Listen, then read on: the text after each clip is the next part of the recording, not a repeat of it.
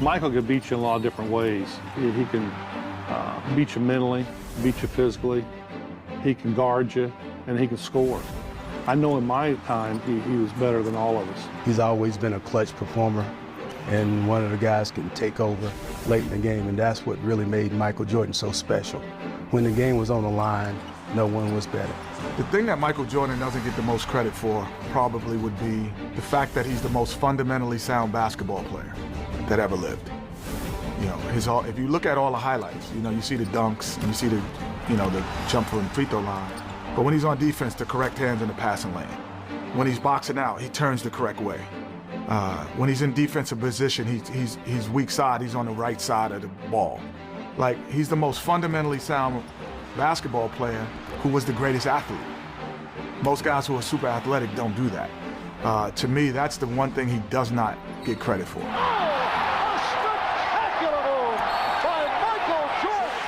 Myself, no matter how spectacular he was, I was never gonna show any emotion. Yeah. Zero. I'm not dapping you up with my, oh my God, no, none of that. So I'm gonna stay right here. But in my mind, I was saying, damn, did you see that? In my mind, I was saying that. But my face was like, nah. When we mentioned Jordan, did you notice his body language? He stood on alert. He stood on alert, like we said in the film room.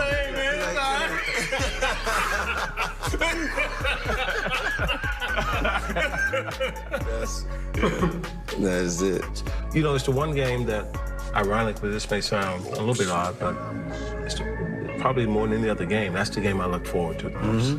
Because you knew that night you had to be at your absolute best. And so if there's something, anything, a matchup or whatever, that's going to bring out the best in you, if you're a true competitor, that's what you really want.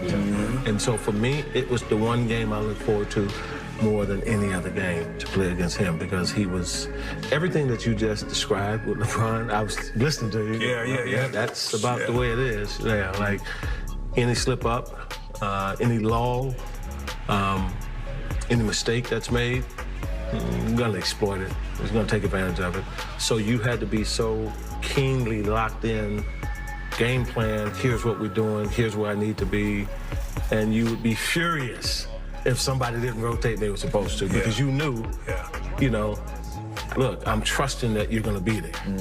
And so, because if you're not there, dude's about to do some, you know, he's about to do something, you know, real freaky here. The second year, which he missed most of the year with a foot injury, his own team didn't want him to play in the playoffs.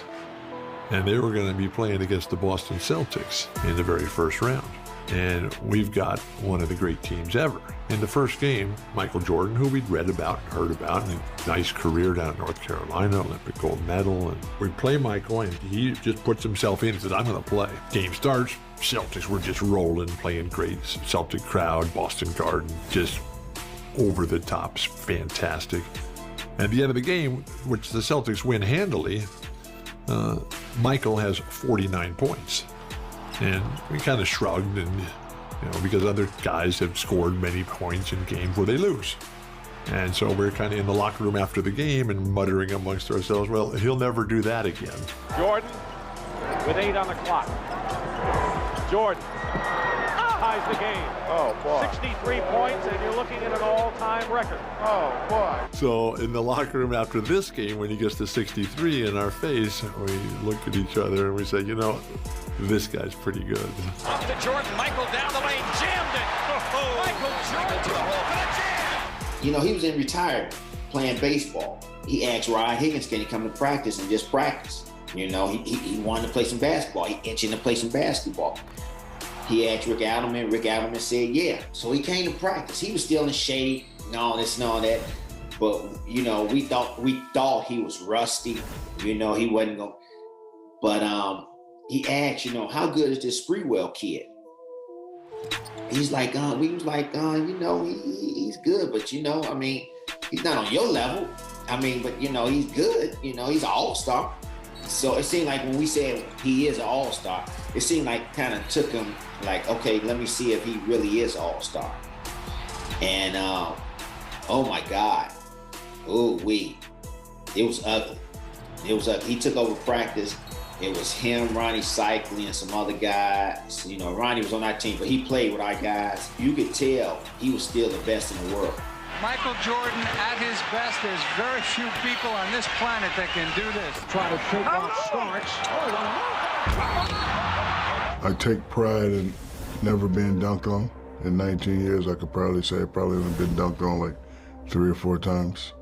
But his arrogance, Michael Jordan, came baseline one time and tried to dunk on me. And it hurt my heart, but I had to flagrant foul him and lay him out. And when I went to shake his hand and pick him up, he said, "Don't ever help nobody up." And he bounced right back up. And I knew then why he was the best player in the game. It resonated with me later because Pat Riley once told me, you show other players respect by showing them none. So Michael Jordan was like, hey, we're on different teams. Yes, we're friends, we're fraternity brothers, we're on different teams, but when we're on this court, I don't know you, Shaq. To compete, to win, that's all I live for, really. When you lose, you know, you're easily forgotten, and I don't think anyone want to go to that grave forgotten. If you really wanted to get a look into Michael's soul, you would actually watch a practice, not a game. When you watch somebody that talented, that focused in practice, that hardworking, that dominant in practice. I mean, he made every single drill feel like Game 7 of the finals. That's how competitive he was. And he just set a tone for himself and for the whole team with the way he approached practice. And that was pretty unique. Wham! In your face. Michael tonight is showing the entire repertoire. I just remember being a kid and getting the chance to watch somebody that he just did everything well. You know what I mean? Like, he played basketball at the excitement level. He won. He seemed to be like a tough competitor and vicious. Off the court, his commercials, like he just did everything. He had the coolest shoes, and like he dressed well, and like he had the perfect smile, and it was just kind of like he was a superhero. That is vintage Jordan Superstar.